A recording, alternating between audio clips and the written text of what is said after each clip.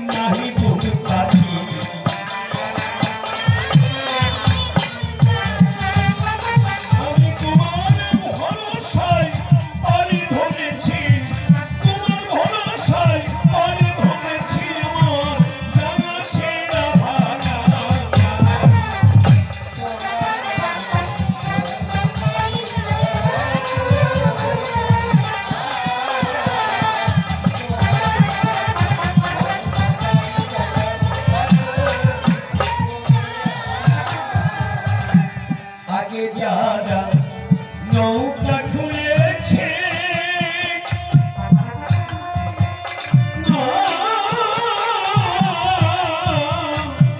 নৌকা খুলেছে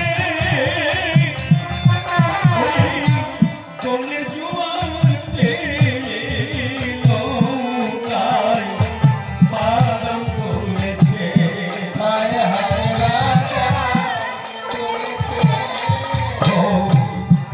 যারা নৌকা খুলেছে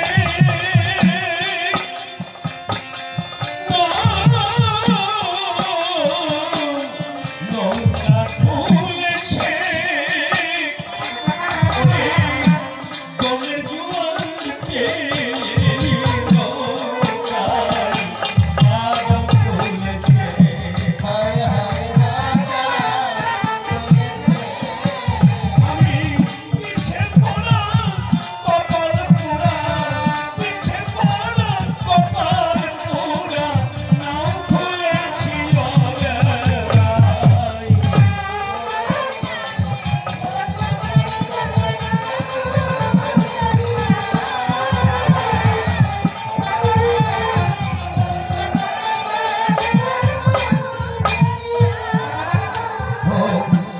দিশাহারা গভীরা ধরে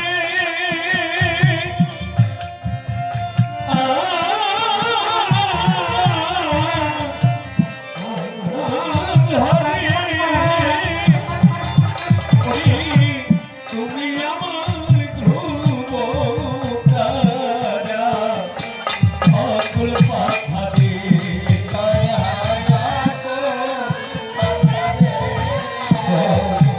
দিশাহারা গভীরা ধরে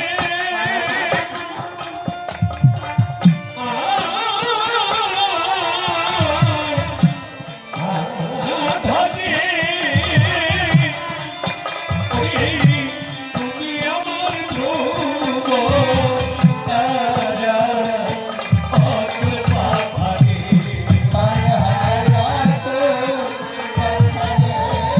ওহে বিশ্বের মালিক অলির নাবিক বিশ্বের মালিক অলির নাবিক ঢুকাও আমার পারে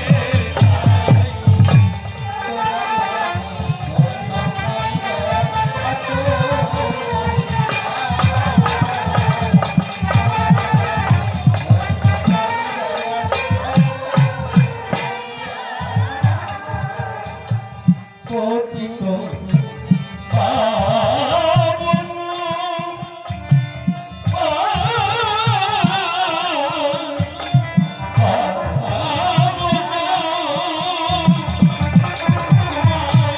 সর্বজন কই এবার আমা হতে যা দয়াল পরিচয় হায় হায় দয়া পতিত পাবন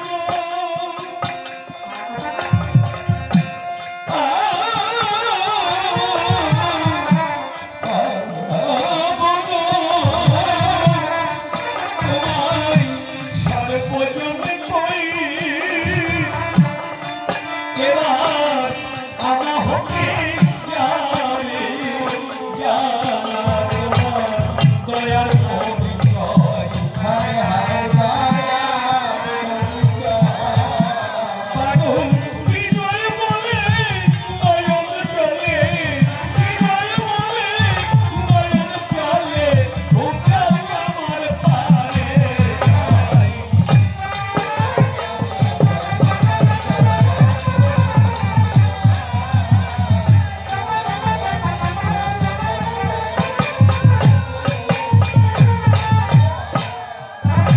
অগ্নিবন্দী কমলেশে যাহার করুণালে সমাহেশ মাগিতে শাসিনী করে বাস যাহার করুণা জানি তপন কীর্তন নীল গগনে ইন্দু দানে বিন্দুর আভাস যাহার করুণা বিন্দু লোভিতে সপ্ত সিন্ধু জোয়ার ভাটা ফেলে নিরন্তর যাহার সন্ধান করে ৪৯ বায়ু ফেলে কেঁদে কেঁদে দুয়ারে দুয়ার যাহার তর্জনী সংকেত মাতৃ গর্ভে লোভিয়ারে দিনের দিনে দেহে এলো দেহি যাহার করুণা দানে মাতৃ স্তন অমৃত পানে বৈষ্ণব রূপে শৈশব অতিবাহী সেই আমি কোন কিসের বলে এই বিশ্বের মুখে পদ ফেলে উচ্চ শিরে তুচ্ছ মানুষ যার জন্য ধারা বক্ষে তার জন্য নয় ধারা চোখে ইহা হতে কিবা অসম্ভব বিগত হয়েছে কাল নিকটে আসন্ন কাল কাল তো এলো কাছে ডুবলো রবি পশ্চিম আকাশ দিবসের আর নাই যে বিকাশ ওর তামসী নিশির আভাস এ তোর কাছে দিন হয়ে দিনের বেশে দাঁড়াবিকার দুয়ারে ঘেসে বন্ধ হবে না অন্ধ বেশে অশ্রুর বইবে নদী এখনো থাকতে সময় ডাকতে থাকো সব রসময় যদি কমল হাত অঙ্কে বুলাই সেদিনের দরদি সে যে ভক্তের অধীন ভবরাধ্য হয়েও না মন তার অবাধ্য বাধ্য হয়ে যথাসাধ্য শুদ্ধ করি মন মুখে জয় হরিবল হরি বলে ঝামতে প্রেম সিন্ধু জলে প্রেম অশ্রু সরোবরে ধোয়া তার চরণ যদি তোর করুণা বিন্দু সিঞ্চিয়া সিঞ্চিয়া বাড়ি বিন্দু ফুটাতে পারিস ফুটান্ত কমল একবার ওই চরণে দিয়ে কমল চরণ ফুটবে তোর কামনার দল কেটে যাবে ভবের বন্ধন যুগল রতন হেরি হরি ভব নদী হবি পার মনশিক্ষা করে শেষ কবি কাব্যে করব প্রবেশ সভ্য সমাবেশে দেখিবারে পাই আমি অতি মনোমতে না জানি ভক্তি স্তুতি মাফ করবেন ধর্মের দোহাই সবই করবেন আশীর্বাদ মেটে যেন মনসাত কামনা বাসনা সকলে বলি যার আশাতে তরি বাবা সুদূরে পথ চাওয়া পাই যেন তারে অন্তিম কালে বড় বড় কবি যারা এই বিশ্বের পড়েছিল তারা একদে কালির টানে হয় কোথায় চলে গেল অ্যান্টনি ফিঙ্গি ভোলা ময়না দাশরথী রায় কোথায় চলে গেল তারক সরকার হরিবর নিশিত শশী প্রিয়নাথ রাজের নকুল মনোহর কোথায় চলে গেল নারায়ণ কোথায় চলে গেল রসে কোথায় চলে গেল অনাদিত কোথায় হারিয়ে গেল প্রাণীর কবি নিশীয় বিজয় পিছনেতে যারা আছি আপনাদের কাছাকাছি রাখিতে কবির কৃষ্টি আমাদের মতো নূতন নূতন চারা কবিদের সৃষ্টি আশীর্বাদ করবেন দান তাহলে হবে গান না হলে হবে না কদাচল কাব্যগুরুবর সমীরণ সরকার প্রণতি জানায় আমি তার রাঙা পাই পিতামাতার চরণ ধরে সযতনে নিলাম মস্তকে তুলে যাবো এবার কাল্পনিক কাব্যের ভূমিকায় যাওয়ার আগে যে কথা মোর মনে জাগে দিতে হয় আত্মপরিচয় পরিচয় কি দেবো কপাল বাড়ি কি আর সিঁদুর নেব কপাল বাড়ি সিঁদুর নেওয়ার কোনো দরকার নাই বলে খুলে আমি আপনাদের কোলে ছেলে যখন ভূমিষ্ঠ হই মনের কথা খুলে কই ঠাকুর মা ভালোবেসে নাম রেখেছিল বিষ্ণু কবি গান করি তাই কবি সরকার বিষ্ণু কয় নামটা দিলাম সেরিয়ে গেল টুকটুক করে সাতপাড়া থেকে পশ্চিম বাজে ঘুরে রাজখোলার এপারে বাজু উত্তর পাড়ার গায়ে আসল জুড়ে এখন আমি রসিক সরকার মহাশয় আর বিপক্ষে থাকবে অনাদি জ্ঞান সরকার বলা দরকার ওনার বাড়ি হচ্ছে বাগেরহাট শৃঙ্খলার গায়ে আজ দুই কবির মধ্যে হবে না সন্ধি যেমন বাঘ পড়িয়ে মানুষের কাছে বন্ধি দেখেছেন বাঘের আড়ি আর কবির আড়ি আর বাঘের পাড়ি কিন্তু এক কবির আড়ি আর বাঘের পাড়ি আজকাল তো কবিগান হয় না বললে চলে কি বাবা কেন সেই মানুষগুলো শোনার মানুষগুলো নেই গাওয়ার মানুষ আছে কিন্তু ও গাতি গেলে আর মানুষ শোনে না আজকাল হ্যাঁ, কবিগান দ্বন্দ্বের গান, কবিগান জ্ঞানের গান, কবিগান গুণী মানুষের গান, কবিতে লজিক হয়, জ্ঞানের জ্ঞান প্রস্ফুটিত হয়। যাই হোক, আজ সমীরণ সরকার যিনি আসলে অনাদি জ্ঞান সরকার হবেন তিনি। আমি রসিকলাল সরকার, বলা দরকার আমার জন্ম কিন্তু বাগেরহাট বাগা গ্রাম মালিডাঙ্গার গায়ে। বলি খুলিয়ে আমি রসিকলাল সরকার বেশি দূরের নয়, এই প্রসন্ন নদী পার হয়ে দিগরাজ ঘাট বলি সনাতন কিছু দূরে যে মালিডাঙ্গা গ্রাম রয়, ওইখানে কিন্তু বাগা মালিডাঙ্গা রসিকলাল সরকারের জন্মভিটা। বলি সবাই পরিপাটি, সরকার ছিল অত্যন্ত খাঁটি। এই বিজয়বাবুর সুযোগ্য ছাত্র আমি, সেই রসিকলাল সরকার। বিজয়বাবুর দুইজন সন্তান, বলি সবাই বর্তমান অনেক সন্তান তো থাকে, তার ভেতরে গাছ তো অনেক প্রতি তরমুজে কি সব গাছে ফল হয়, আমার নেগাগুলো ফল টট হয়, ওগুলো কাটিয়ে থাকিয়ে ভেতরে তো অনেকগুলো শিষ্য থাকে বলে আমি সবার বাকি, তার ভেতরে সুযোগ্য শিষ্য থাকে। স্কুলে যখন পড়েছিলেন সবার মাঝে বলা ভালো, একই সাথে প্রাইমারি ভর্তি হলো, পাঠশালায় ভর্তি হলো, মাস্টার এমবিবিএস বিএসসি বিসিএস কয়জন হয়, স্যার প্রফেসর ডিসি ওসি সবাই হতে পারে না, মাথায় কেউ পৌঁছায় কেউ আকালে ঝরিয়ে যায়। বলা দরকার আমি সেই রসিক সরকার, আমি ভাগ্য গুণে পেয়েছিলাম আমার কাব্যগুরু বিজয় সরকার।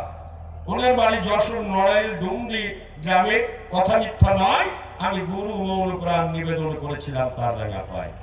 একদিন আমার গুরুদেব বসা আছে বলে আমি আপনাদের কাছে, আমি আর অনাদি দাদা শুনুন দিয়া মন এমতো অবস্থায় ডাক দিয়ে আমার গুরুদেব বলছে, বাবা তোমরা তো সারা দিন সারা বেলা সারা জায়গা প্রশ্ন করিয়ে বেড়াও, আমার তো জব দিতে হয়, তোমরা আমার কথা নেবে, আমার একটা কথার জব দেবে। বলছে কি প্রশ্ন, তাড়াতাড়ি বলুন গুরুদেব। মানে রসিকের কিন্তু সহ্য হয় না, বুঝছেন, খুব ব্যস্ত মানুষ। রসের কবি রসিক, জ্ঞানের কবি অনাদি জ্ঞান সরকার। প্রশ্ন করুন গুরুদেব, কি জানতে চান? গুরুদেব বিজয় সরকার যিনি ডাক দিয়ে বললেন তিনি কথা নেবে, হাতের এক কোটি লোম ওঠে আর এক কোটি ওঠে না কেন, এই কথাটা একটু খুলিয়ে বলবে। এটা সায়েন্স ভিত্তিক জবাব। অনাদি জ্ঞান সরকার চিন্তা করছে প্রশ্নটা সাধারণ নয়, কঠিন প্রশ্ন, যে এক কোটি লোম ওঠে আর এক কোটি ওঠে না কেন। এখানে যারা সায়েন্স নিয়ে পড়েছেন তারা জানে, অধিকাংশ মানুষ কিন্তু আমরা জানি না কেন লোম ওঠে না। আমি ডাক দিয়ে বললাম, গুরুদেব আমি বলবো অনাদি দাদা ওর মনটা তো অত্যন্ত সাদা, ও মনে মনে ভাবছে তাই, গুরুদেবের প্রশ্ন তো সাধারণ নয়। কি জবাব দেব?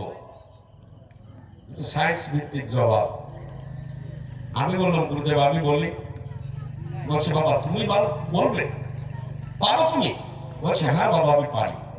বলো তাহলে। বলছে, তুরুপ জবাব দেবো। বলে, তুরুপ জবাব কেমন? হ্যাঁ, তুরুপ জবাব কেমন? তাহলে একটু তুরুপ জবাব দাও। বলছে, হাতের এপিটি লোম ওঠে তাই ওঠে, এপিটি ওঠে না তাই ওঠে না। আমি সেই রসিক সরকার, বলা দরকার আমি গুরুদেবের উপযুক্ত ছাত্র, উপযুক্ত পাত্র, মনের বাসনা নিয়ে কবিগান করে বেড়াই। মনে আমার দারুণ সঙ্গ নিয়ে আমি দ্বিধাদ্বন্দ্ব সর্বত্র কবিগান গাই। মনে মনে ভাবি তাই আমি কি মিথ্যা কথা কয়ে টাকা নিয়ে যাই? অনাদি দাদা তুমি তো জ্ঞানী মানুষ, তুমি আমার কথা নাও, এই মিথ্যা কথা কইয়ে টাকা কিনে নাও। আসলে এই যে বলো এই মাতৃ পূজা, আজ মায়ের পূজা হচ্ছে, কিছুদিন আগে নাম যজ্ঞ হয়ে গেল, বাজুয়া যজ্ঞ, রাজখোলা যজ্ঞ, 5 ইউনিয়ন ব্যাপী সর্বত্র নাম যজ্ঞ, কালী পূজা, দুর্গা পূজা, শীতলা পুজো, এমনকি রাম সীতা যজ্ঞ, সবকিছু মিলন দাদা করেছে রাম সীতা যজ্ঞ, তাই না? এত জায়গা এত যজ্ঞ, এটা কি তোমাদের ব্যবসা? কোথায় সমস্যা? এ থেকে ফল হয়? এই কাজকর্ম ত্যাগ করি, পরের বারে ভিক করি, টাকা পয়সা নষ্ট করি, 5-7 দিন অনুষ্ঠান দাও, আবার ওখানে মায়ের দোহাই দিয়ে কাটাও। আসলে কি মা আছে? আমি বেদের মাঝে দেখি পারে পাই ঈশ্বরের রূপ, সেখানে কোনো কিছু নাই। ঈশ্বর অবিনশ্বর, শাশ্বত, অব্যয়, অক্ষয়, নো যায় অতিমে অতচ কদাচিৎ। আমি জন্মিন, আমি মলিন, আমি ধ্যানাতীত, আমি জ্ঞানাতীত, আমি বেদাতীত, আমি সবকিছু অতীত। আমি করি ধারণা। অনাদি দাদা এই নিরাকার পরব্রহ্ম শক্তি তো কখনো জগৎ সংসারে মাটির মূর্তির মধ্যে আসতে পারে না। তুমি আমার কথা নেবে, এই জায়গাকে যজ্ঞ পূজা পার্বণ করে কি তারে পাওয়া যায়? যদি যায়, কেমনে পাওয়া যায়? সুন্দর তত্ত্ব কথা দিয়ে বুঝাইবে। এই যে গলায় মালা দিয়ে, হ্যাঁ, জেলাতে ভালো আছো আমার মা?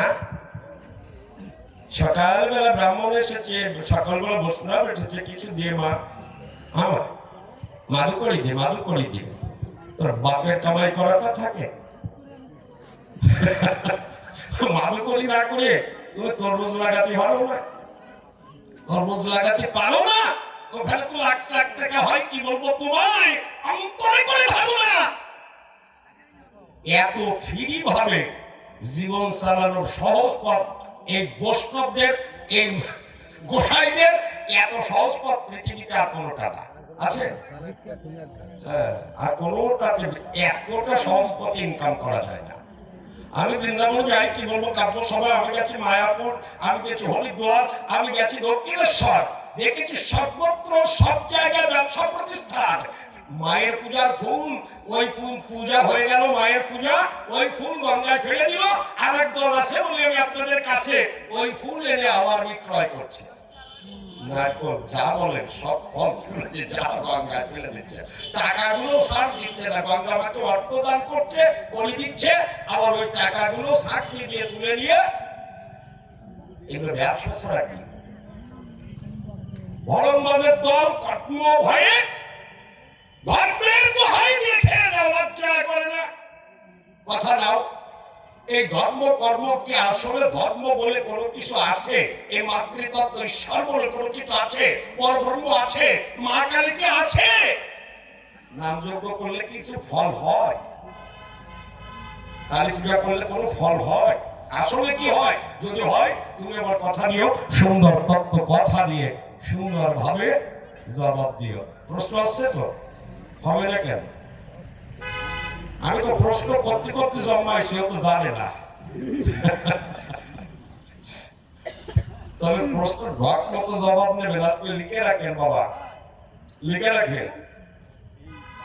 সারা রাত ধরে গান হবে, চিন্তা করে দেখুন ভেবে, কালকে না হয় 7 ক্রিয়ার গান ধরলাই যাবে, ওকে দরকার নাই।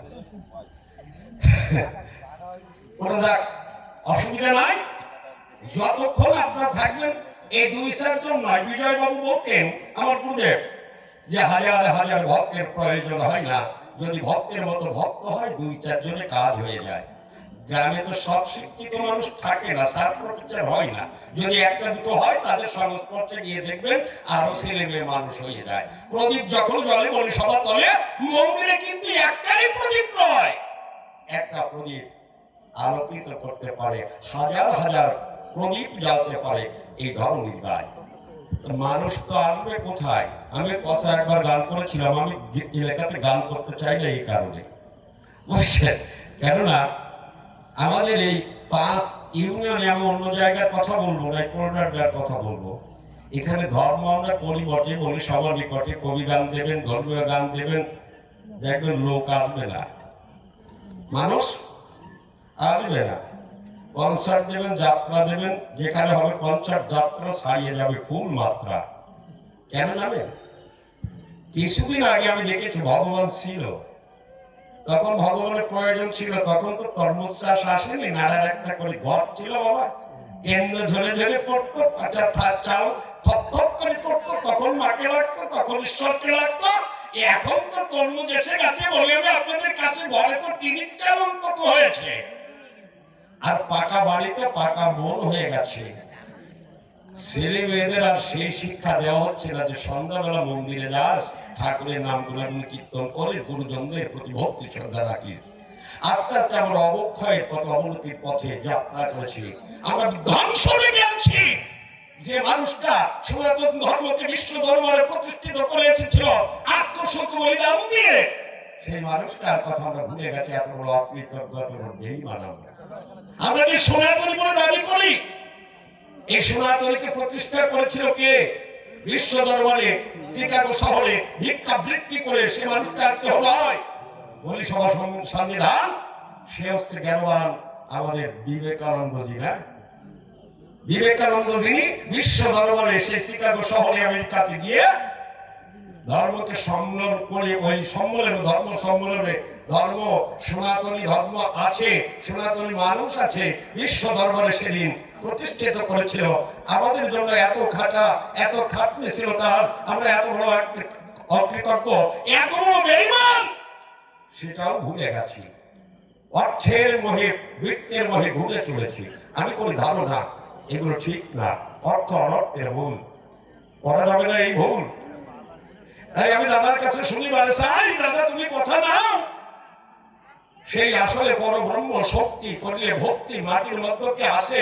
এই নামযজ্ঞ, কালী পূজা, এই যে হোলি মহোৎসব করে অর্চনা, এটা কি কোনো ফল আছে? তোমার কাছে জানতে চাই, যদি থাকে সুন্দরভাবে সুন্দর তত্ত্ব কথা দিয়ে আসর মাঝে বুঝানো চাই। প্রথম প্রশ্ন খান, বললাম সভা বিদ্যমান, এসে গেছে শ্বশুর মশাই। শ্বশুর মশাই, আমি দেখেছি নেতা নেত্রী যারা কমিটির চুপি চুপি 2000, 5000, 10,000 দিয়ে সরিয়ে পড়ে তারা। আর আমাদের জামাইরা সারা রাত ধরে গান গায়, কি বলবো, কাব্য সভায় আমাদের তো 200-500 টাকা দিতে হয় না। সব জায়গায় কমিটি বাবুদের দেয়, আর আমরা যেন বাসু হয়ে গেছি বসে। তার কথা নেবেন, কমিটি বাবুদের যা দেবেন দেবেন, আর আশীর্বাদ দেবেন, শ্বশুরকে দোয়া দেবেন, আর আপনি আমাদের জন্য কিছু দিয়ে যাবেন। জয় হরি বল। দ্বিতীয় প্রশ্ন, সভা বিদ্যমান, বসে শুনুন জ্ঞানবান। আমি যে কথা বলছিলাম যে হাজার হাজার শ্রোতার দরকার নেই, আমি কথা একবার গান করেছিলাম নেত্র দিদির ওখানে। তো পরের দিন কনসার্ট, প্রথম দিন এই মাপে, এই যেমন ভক্ত শ্রোতা, প্রথম দিন এই শ্রোতা, দ্বিতীয় দিন মানুষ আর অভাব না। আমি তো ওই কমিটি বক্সে যে ঢুকতে গিয়ে বলছি সরকার বসেন, বসলাম, বলতে সরকার কালকে তুমি গান গাইলে কয়জন মানুষ আসছিল, আজকে দেখো লোক ভরিয়ে গেছে, লোক ভরিয়ে গেছে। আমি বলছি হ্যাঁ, কালকে গান গাইছিলাম, যে কয়জন আসছিল মানুষ আইছিল, নিজেই তো বললেন। আর আজ দেখতেছি লোক, মানুষ তো বেশি দেখতেছি না। লোক আর মানুষের মধ্যে তফাৎ আছে, লোক আর মানুষের মধ্যে কিছু তফাৎ আছে, অন্তর আছে। ভাবো, একটু একটু করে আমি সম্মুখে গিয়ে বলার চেষ্টা করব। এই জগৎ সংসার বলে সব বিদ্যমান, যা করেছে সবই দেখি বিজ্ঞানের অবদান। এই জগৎ সংসারের ধর্ম বড় না তোমার কর্ম বড়? তোমরা ধার্মিক কি যারা, বিশ্ব সংসারে তারা অবক্ষয় আনছ না উন্নতি আনছ? আমি দেখি তাই শ্রমজীবী মানুষ যারা, এই বিশ্বের পুরোহিত তারা, তোমার ওই মন্দিরের পুরোহিত নয়। এই বিশ্বে কর্মজীবী যারা, সবার পুরোহিত তারা। পুরোহিত মানে কি? পরের হিত করে যে। তা পরের হিত করে কে? শ্রমজীবী, কর্মজীবী মানুষ, তাই না? ভেবে চিন্তে দেখলাম, তাই ওই ধর্মের থেকে আমার মনে হয় কর্মের মানটা বেশি। শুনে হবেন না অখুশি, এই ধর্ম বড় না কর্ম বড়? আমি তোমার কাছে জানিবার চাই যে তোমার মতো তিলক দিয়ে, দাদার সঙ্গে তিলক মেখে, এখানে এটা কি বলে বাবা? ডিশ, ডিশ বলে ছোটটা, যেটা 2 তারের মতো বলে এন্টিনা, আর ওটা একটু বড় ঝুড়ির মতো দিলে ওটা হয় ডিশ। মানে স্কন্ট্রন যারা, ওকে একটু বৈষ্ণব ক্লাসিফিকেশন আছে, ওখানে দেখবেন ছোট এন্টিনা, বড় এন্টিনা। আর মতুয়া যারা, ওগো তো এন্টিনা মাথা ভরা, তাই না? ও মাথা ভরা এন্টিনা, এবং আগা মাথা চুল, বুঝছেন? ওকে ডিশ এন্টিনার থেকে বড় এন্টিনা। বৈষ্ণব ছোট বড় আছে, কেউ ছোটটা রাখে, কেউ আবার মাঝারি রাখে, আবার কেউ এক গোছা রাখে, আর মতুয়ারার মাথা ভরা রাখে।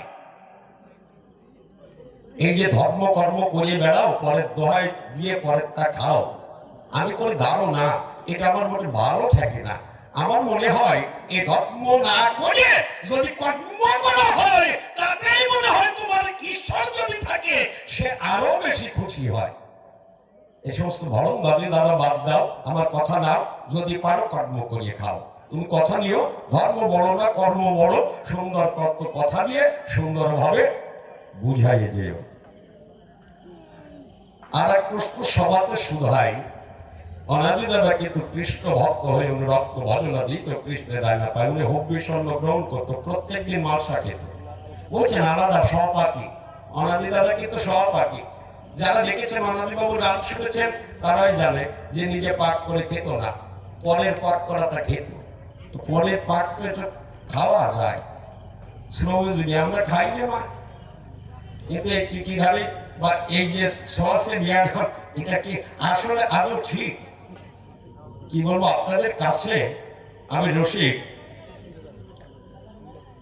ছোট্ট একটা গল্প বলে যাই। এই যে জাতাজাতি, এই যে পাঠাপাঠি, এই যে লেখালেখি, একদল আর এক দল সহ্য করতে পারতেছে না, পারতেছে? ওরে মুসলমানদের কথা বাদ দেন, এই যে মতুয়ারা গলায় বাঁধা তাদের আশার মালা, আর বৈষ্ণব যারা বাঁধে তুলসীর মালা, এখানে বেঁধে যাচ্ছে সর্বত্র জ্বালা, বাদ দিছে না? তোমাদের মধ্যে এই দোয়ালদারি কেন আমি দেখি বাড়ি পাই, আমার শ্রমজীবী মানুষ যারা যারা শ্রমিক, তাদের কিন্তু কোনো মত বিরোধ নাই, কর্মে বিশ্বাসী, ধর্মে বিশ্বাসী নয়। ধর্ম বলো না কর্ম বলো, এত সমাজসেবাই তোমাদের ভেতরে কর্ম যারা করে তারা কিন্তু কখনো সমাজসেবার ভেতরে জাতি বলে না, কেননা কর্ম করে খায়। ভারতে গেছে ওনার মতো এক ভদ্রলোক, সেবন্তরণী নাম পুরো ভারতে গেছে, উনি উচ্চ বর্ণে। ভারতে যাওয়ার পরে কি বলবো, আসলে উনি তো কারো সোয়া খায় না, চিন্তা করতেছে সারা জায়গা মাদুকরি করে বেড়ায়, তা কার বাড়ি যেয়ে দুটো খায়। হঠাৎ করে দেখা হয়েছে ওনার ভাতিজির সাথে, ভাতিজি ভাইজি মানে ভাই মেয়ে, ভাইজি বলে না বাবা, ভাইজির সাথে দেখা হয়েছে, ভাই মেয়ে ভাইজি কয়। বলে কাকা তুমি এখানে? বলে আর কোষ নিয়ে, কাকা তোমার মুখটা এরকম শুকনো শুকনো লাগতেছে কেন, কাকা তুমি সারাদিন কিছু খাওনি? বলে খাবো কমতে, আমার জাতেরটা এখানে আছে নাকি? আমার জাতেরটা তো এখানে নাই। তাহলে তুমি আমার বাড়ি চলো, আমার বাড়ি খাতে তার অসুবিধা না। বলে ওটা তো আমার জাত, বলে আমি সবার সাক্ষাৎ তুমি করে করে ধারণা, ওর বাড়ি খাতে তার আমার সমস্যা না, চল যায় মা চল যায়। এর আগে এক ঘটনা ঘটে গেছে, সে কথা তো বলা হয় না, মানে কেন মুখ শুকিয়ে গেছে এটা শুনবেন না, সারাদিন জুটিনি ভিক্ষে করতে করতে বলে সবার সাক্ষাৎ দুপুর হয়ে গেছে, এক মুসিবাড়ি গায়ে গেছে, বুঝছেন? কত জানা নেই যে বলতেছে আমার তুই কথা নিবি, আমার একটা মাল সারিয়ে দিবি, আমি তো সপাকি, আমি পাক করে খাই, কথা নিস আমার একটা মাল সারিয়ে দিস। মেয়েটা চিন্তা করতেছে অতিথি নারায়ণ, নারায়ণ সেবা পরম ধর্ম, অন্তরে আছে ভালো, একটা মাল এনে দেব। মেয়েটা মনে কোন গলত না দিয়ে একটা মাল এনে দিল। মাসা যখন দিয়ে দিল সবার মাঝে বলা ভালো, ওই সপাকি ব্রাহ্মণ কাঠ এনে দিল, রান্না করে বলতেছে মাত্র এটা পাহারা দেব, অন্তরে আছে ভালো, আমি স্নান করে এসে খাবো। স্নান করতে যে গেল, হঠাৎ করে ওই সামকে কুকুর আসে ওপর থেকে কিছুটা খাবার মারিয়ে দেয়। ঋষি পাড়ার কুকুর থাকে না, হাট চামড়া টামড়া সাটিয়া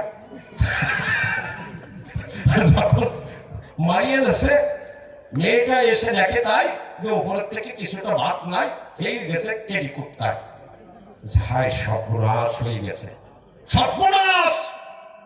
ভয়ে ভয়ে, কেননা অতিথি নারায়ণ যদি আমার অভিশাপ দেয় তার সপাকি, যদি অভিশাপ দেয় দুর্ঘটনা ঘটতে তার সময় লাগবে না, মনস্তাপ আর মনীষা। ও দৌড়ে ভয়ে ভয়ে বাড়ি গিয়ে পান্তা ভিজানো ছিল, ওই পান্তা ভাত নিন্দে এনে ওই জায়গা সমান করে দিল। যখন খাতি হয়েছে 2-3 গ্লাস খাওয়া হয়ে গেছে, এর ভিতরে মেয়েটা চিন্তা করতেছে একে উনি উচ্চ বর্ণের মানুষ, তারপরে কুকুরি রাখে, আমরা জাতে ঋষি, আমি যদি না কই আমার পাপ হতে পারে। কসাবা একটা কথা পাবো, কি হয়েছে পাও? কসাবা তুমি যখন স্নান করতে গেছিলে না, আমাকে কেটি করতে এসে ভাত মারিয়ে দিচ্ছে, আমিও পান্তা নিয়ে সমান করে দিছি। কি একেবারে জাত চলে যাচ্ছে না, সর্বনাশ! তা রাখে বাবা, শুধু তাই না, আমরা কিন্তু জাতের ঋষি, আপনাদের বড় ভালোবাসে, অতিথি না মানুষ নারায়ণ প্রাণ ভরে সেবা নেন। যে কইছে ঋষি একেবারে হাত ছাড়িয়ে উঠেছে, তোমরা ঋষি? বলছে হ্যাঁ ঋষি হবে না খুশি। আর বাবা আজ যে মালসাটা খাচ্ছেন না, ওই মালসা আমার ঠাকুরমা বলে গেছে এইখান থেকে কিছুদিন আগে পোড়ানো মালসা ফেলে দিছিল, তার দুইটা এনে দিছে। বলে কোষ কি দৌড় সোজা টানা ছুটতেছে ছুটতে ছুটতে বলে সাক্ষাতে একবার গঙ্গায় যাই মাথায় পড়েছি। গঙ্গায় ঝাঁপ দিয়ে উঠে দেখে ওই ভাই। তাই বলতো কাকা তোমার মুখ শুকনো কেন, সারাদিন জুটেনি? গুরুদেবের সাথে এরকম আলাপ হয় না? গুরুদেব মুখ টুকছে বাদু দিচ্ছে সামনে রাখলে মতো দেখাচ্ছে, সারাদিন জুটিনি কলে গেলে রাখি আসে দুটো বাড়িয়ে দাও। এ বর্তমানে পরিস্থিতি তাই হয় না বাবা? গুরুদেব যেন কেমন একটা ফেলনা হয়ে গেল, হয়তো হয়েছে। যাক চল খাতি যায়। খাতি হয়েছে, মেয়েটা বলতেছে কাকা আমি এখন কি করবো, তুমি কতিবার আমি তো বড় সমস্যায় পড়ে গেছি। বলে কি সমস্যা কো না? ও সরকার ওই যে ছেলে তোমার নাতি ছেলে, ওর বাবা বলতেছে ওরে কইতে দেবে সুন্নত দেবে, আর আমি বলতেছি ওরে কইতে দেবো। বলো তো বাবা ওরে কি করা যায়? ওকা এরা তো ব্রাহ্মণ, বলা যাবে কইতে, আর জাতের কাম তো বিড়ালেও পারবে। হ্যাঁ ওদের শূন্য। আমি এখন কি করবো? মানে কি তুই কি করছিস? তুমি মনে জানো না আমি পাড়ার বসির ছেলের সাথে চলে আসছিলাম না ভারত, সেই ক্ষেত্রে ভারতে থাকি। বসে নিয়ে ছেলের সাথে গেছিল বলতেছে বাবা তো ছেলে কইতে দিস সুন্দর দিস যাবে দিস, তুই আমার কথা দেখে এখন আমি গঙ্গায় মক্কায় যাবো না গয়ায় যাবো, তুই আমারে কয়া যে আমি এখন কোন দিকে যাবো? আমি রসিকলাল সরকার বলা দরকার। তোমাকে ধর্মের মাঝে ভরণবাদী দেখি বলে পাই, এর থেকে সোর ভালো, এ ধর্মকর্ম করার থেকে চুরি করা ভালো, সোর বানানো ভালো সাধু বানানোর থেকে। কেননা একটা সোর হতে গেলে তাকে সঠিক কর্মগুলো শিখতে হয়, তাই না? সাধু হওয়া অত্যন্ত সহজ ব্যাপার। সরাত করে চন্দন টান দিলাম, সেটা কাদামাটু হতি ভাবে যে কোনো জায়গায়। হ্যাঁ সাদা ধুতি ভরলাম, চন্দন এঁকে দিয়ে একটা তুলসী মালা বা আচার মালা দেওয়ার সাথে সাথে আমি বৈষ্ণব বা হরিভক্ত কৃষ্ণ ভক্ত হয়ে গেলাম। কিন্তু একটা চোর হওয়া তো সহজ ব্যাপার না। চোর হওয়া সহজ? আমার মাঝে মাঝে মনে করি যে চুরি করে খাবো না তরমুজ লাগাইয়ে খাবো। ভালো না এ কবিতার মিথ্যা কথা বলে আর খাবো না। এ পরেরটা শুধু ভালো টাকা মিথ্যা বলে বলে নিয়ে যায়, আসলে ধর্ম বলে কোনো কিছু নাই। তুমি আমার কথা নাও, ধর্ম বলো না কর্ম বলো, সুন্দর তত্ত্ব কথা দিয়ে আসল মাঝে বুঝাও। আজ কালী পূজা করে ভক্তি পায় জীবের মুক্তি। কৃষ্ণ কালী কৃষ্ণ কালী, আমি খুলে বলি কৃষ্ণ কালো না, কালো কালো, কৃষ্ণ কালো কৃষ্ণ কালো, কালো না, আর কালী কালো। এই দুইয়ের মাঝে কোনজন শ্রেষ্ঠ? এই যে কালী পুজো হয় প্রায় ঘরে ঘরে, বলি আমি তোমারে নামযজ্ঞ হয়, এ কৃষ্ণ বড় না কালী বড়? সুন্দর তত্ত্ব কথা দিয়ে আসর মাঝে বুঝাইয়ে যে আমায় প্রশ্ন করলাম কয়খান? তিন খানা দেব?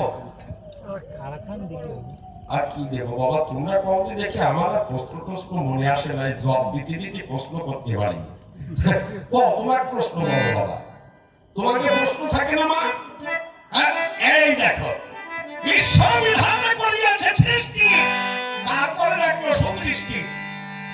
মায়েরা বড় না বলে বাবারা বড়? ওই যা গতানুগতিক জব দিলে হবে না, প্রশ্ন সবাই জানে যে নারী বড় না পুরুষ বড়। আমিও কব না যে বাবারা বড় না মানে মায়েরা বড়। তুমি আমার কথা দিও, সুন্দর তত্ত্ব কথা দিয়ে বুঝাইয়ে দিও, অন্তরে করে ধারণা একঘেয়েমি কথা কব না।